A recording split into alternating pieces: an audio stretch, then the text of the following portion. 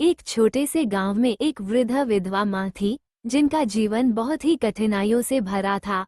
उनका बेटा और बहू, जिनके लिए उसने अपना सारा जीवन समर्पित किया था, अब उसके साथ बुरा व्यवहार करने लगे थे।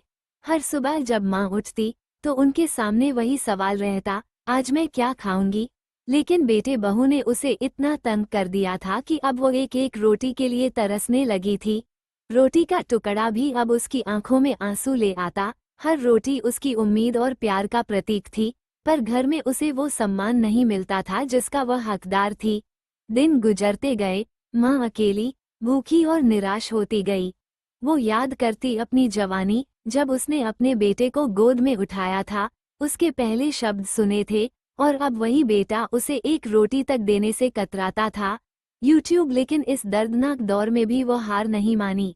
उसने सबसे कठिन परिस्थिति में भी धैर्य, संयम और उम्मीद नहीं छोड़ी।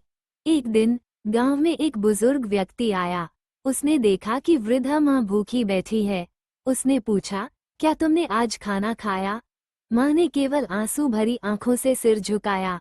वो बुजुर्ग व्यक्ति दरअसल भगवान का रूप धारण किए आया था, जिसने माँ के दुख और उसकी काबिलियत की परीक्षा लेनी थी। भगवान ने माँ की सच्चाई को देखा, उसके धैर्य, सहनशीलता और प्रेम को समझा, और उसी रात एक चमत्कार हुआ।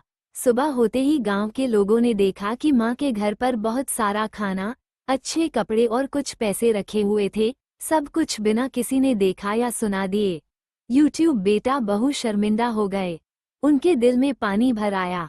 उन्हें एहसास हुआ कि माँ ने जीवन में जो दिया, वो सब कुछ उनके सम्मान, प्यार और सब्र के बिना कुछ भी नहीं था।